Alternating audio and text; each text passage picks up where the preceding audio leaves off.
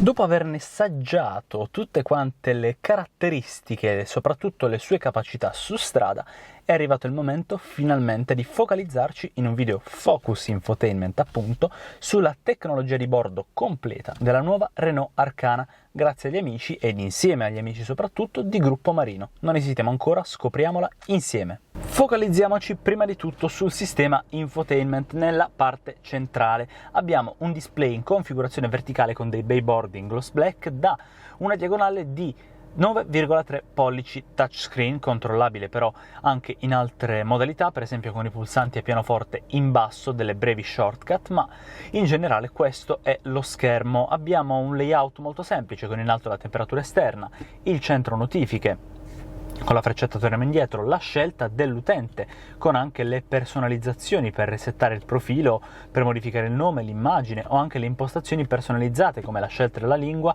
la configurazione del menu di home page con i vari widget e le varie pagine, la configurazione del display per averlo in modalità centrale giornaliera o notturna con le varie luminosità, o anche le informazioni quali sono associate al profilo utente. Inoltre abbiamo anche altre impostazioni, per esempio nel display abbiamo anche lo stile, quindi standard oppure personalizzato andandolo a modificare, con una sorgente sulla quale sono presenti delle immagini, quindi per avere uno schermo personalizzato. Ma torniamo indietro, in alto a destra abbiamo l'orario, abbiamo anche un pulsante che ci porta direttamente alla connettività, ma lo vedremo più avanti, e la homepage in generale con un pulsante per la modalità standby, la visuale della modalità standby se magari non vogliamo disturbare un passeggero di notte con la luminosità dello schermo, e anche il muto per il sistema multimediale.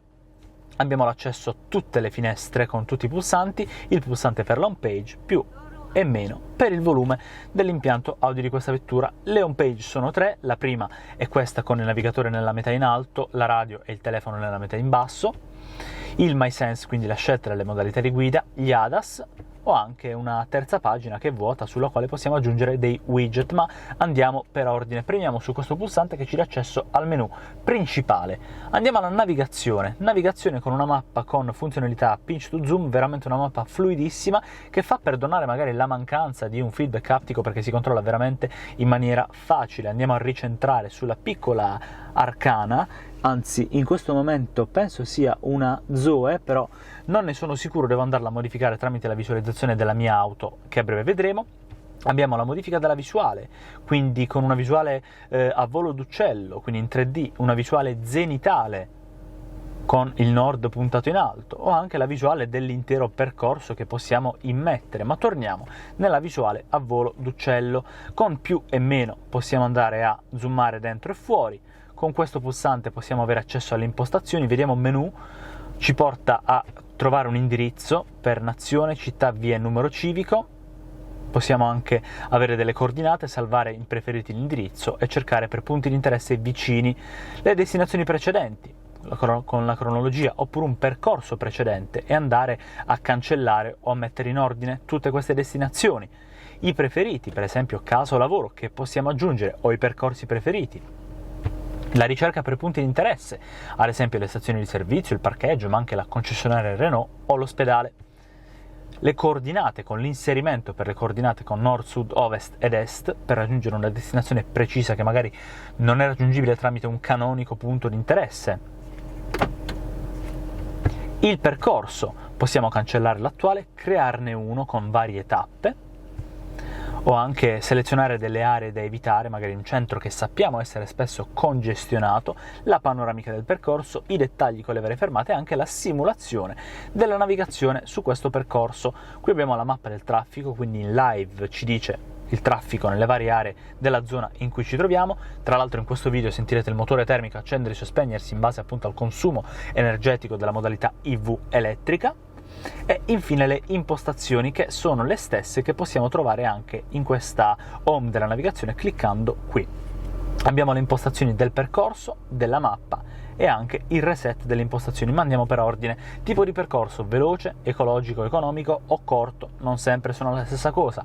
Abilita un percorso alternativo se troviamo traffico sul nostro percorso. Usa le deviazioni, accetta strade a pedaggio, autostrade, traghetti, autotreno, l'apprendimento della navigazione in base alle nostre abitudini, i nostri percorsi frequenti, destinazioni condivise con altri dispositivi, per esempio tramite l'app di questa vettura ibrida, comunque con le vetture elettriche di Renault. Inoltre, accetta strade a tempo limitato, a pagamento, quindi con le vignette, aree da evitare, accetta strade sterrate e notifica per il passaggio di frontiera. Andiamo alla mappa, alle impostazioni più che altro della mappa, con un tema automatico, giornaliero o notturno. Vediamo il notturno, ve lo faccio vedere. Ecco come cambia, molto più contrasto. Torniamo alle impostazioni, rimettiamo l'automatico, visualizzazione dell'orario per quanto riguarda ora di arrivo oppure per la destinazione residua, mostra eventi del traffico, segnali stradali, quindi possiamo mostrare o meno la segnaletica stradale in base al riconoscimento della segnaletica, l'avviso di eccesso di velocità, un'area a rischio o un avviso sonoro per l'area a rischio, lo zoom automatico, la mia auto, qui possiamo personalizzare in base alla vettura una canonica freccetta, la nostra arcana, un concept, altri concept vari, più un concept della Formula 1 del futuro secondo Renault. Oltre a questo possiamo visualizzare un incrocio, mostra punti di interesse, mostra meteo, aggiornamento mappa o info sulla nazione in cui ci troviamo. Tra l'altro, mentre siamo in navigazione abbiamo una shortcut per raggiungere la radio e una shortcut per raggiungere la connettività del telefono. Tornando indietro invece avremo una shortcut per la navigazione stessa. Andiamo sulla radio. Qui c'è la lista completa, molto fluido anche questo toggle, guardate un po', mi è bastato andare una volta in giù e è andato da solo. Possiamo selezionare le sorgenti, FM, AM, radio DAB, Bluetooth.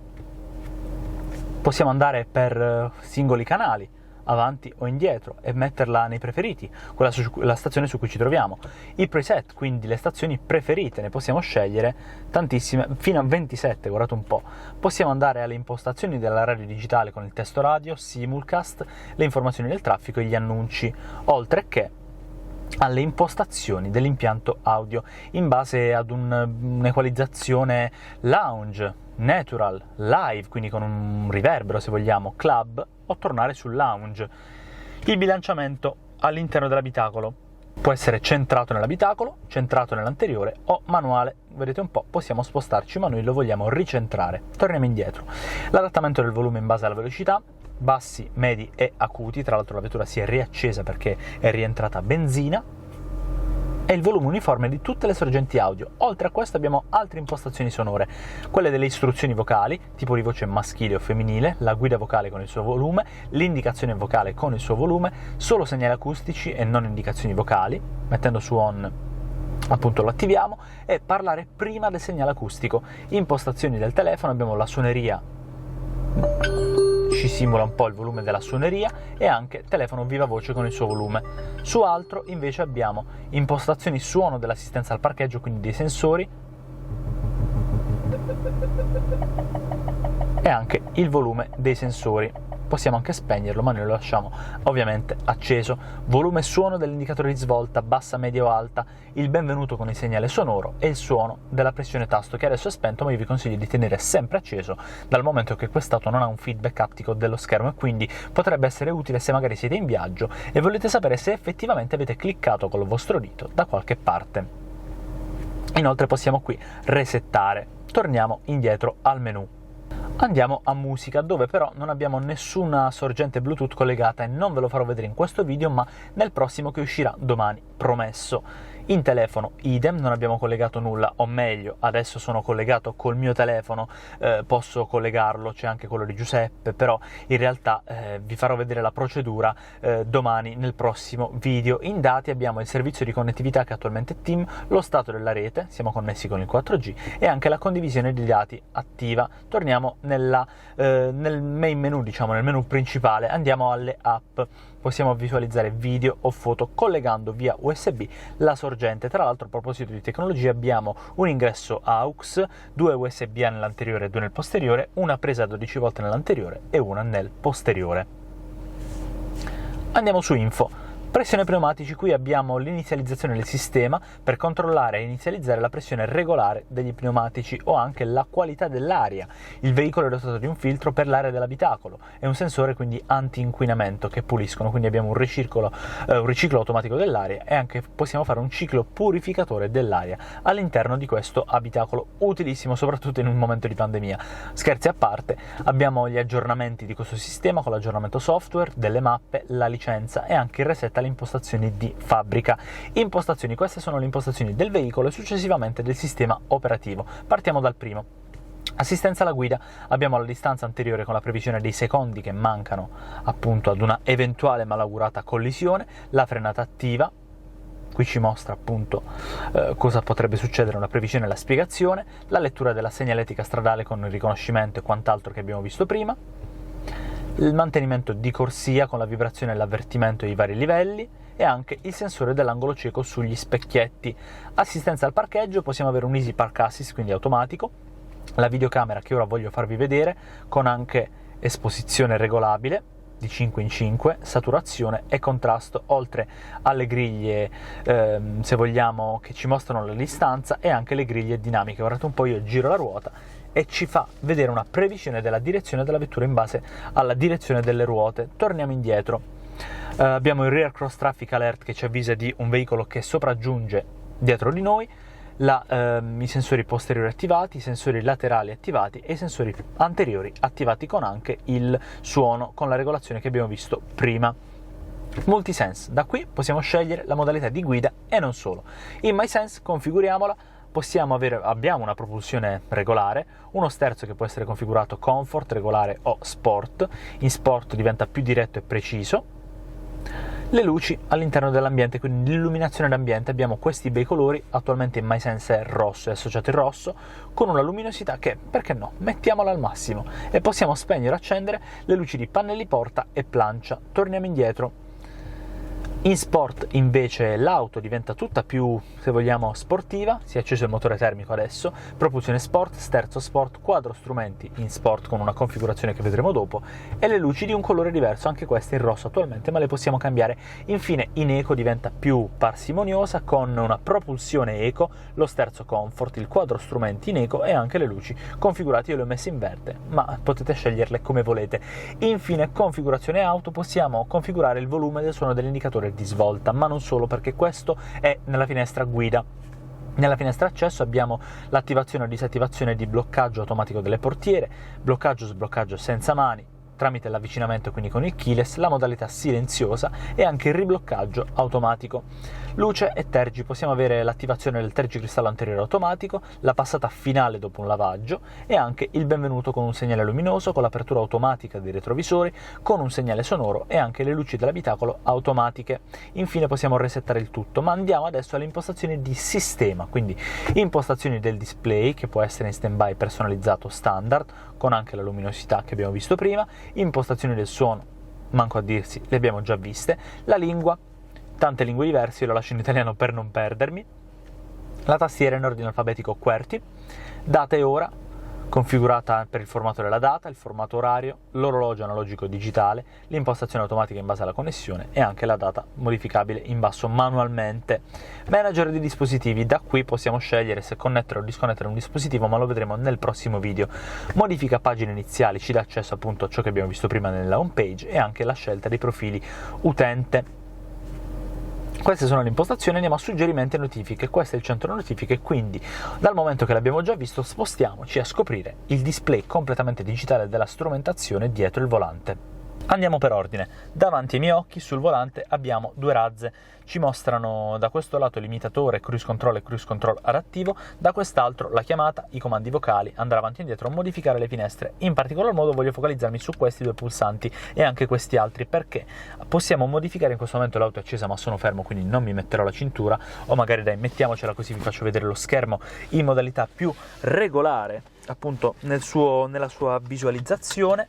Mi sono messo la cintura, ora l'avviso è scomparso. Tramite questo pulsante possiamo andare a modificare la visualizzazione di queste 4 finestrelle. Guardate un po', io premo una volta, passa la navigazione, passa al multisense, passa al consumo, quindi al trip, e ritorna sui media. Con le freccette in alto possiamo andare a modificare, per esempio se abbiamo una sorgente impostata possiamo andare a modificare nei media la canzone, cambiare canzone, mentre in navigazione attualmente possiamo andare su e giù con le freccette mostrandoci una piccola mappa al centro in modalità multisense, la bussola, o anche semplicemente che ci troviamo nella visualizzazione della navigazione. Premendo ancora una volta ci mostra la modifica dei parametri eco, quindi se vogliamo i consumi attuali, e la modalità di guida, quindi il motore, la batteria e le ruote, i vari flussi tra queste tre parti, la fogliolina che ci indica quanto ecologicamente stiamo effettivamente guidando e anche il livello di utilizzo del piede dell'acceleratore. Oltre a questo torniamo sui consumi medi, consumi veramente ottimi per quest'auto. Inoltre, tornando sul trip nella parte sinistra dello schermo, abbiamo accesso ai consumi, al percorso attuale, alla pressione pneumatici per la loro inizializzazione, al livello di temperatura e anche torniamo ai consumi. Voglio farvi vedere però un'ultima cosa, come si modificano le viste. Premiamo per esempio su questo pulsante, che è quello del multisense, ci dà accesso alla modalità eco che è questa. In sport guardate come cambia. Infine in MySense è tutto diverso, con la visualizzazione modificabile secondo anche, se vogliamo, in maniera più centrale, uno schermo del navigatore più largo con la mappa presente al centro, molto ma molto scenografico e utile. Un pacchetto tech veramente molto completo. Io ringrazio gli amici di Gruppo Marino per averci dato l'opportunità di mostrarvi al 100% quest'auto per voi e ringrazio proprio voi per aver visto questo video. Fateci sapere qui sotto nei commenti cosa pensate di questa vettura, se il video magari vi è stato utile, se avete suggerimenti, curiosità o domande ulteriori. Inoltre, come fare per essere aggiornati con tutti i nostri prossimi contenuti? Iscrivetevi al nostro canale, cliccate sul campanello per ricevere le notifiche, ma i nostri contenuti non si fermano su YouTube perché potrete trovarci digitando semplicemente wedrive.tv, il nostro sito internet con tutti gli articoli e tutti i nostri contenuti extra sulle piattaforme social che vi vengono in mente.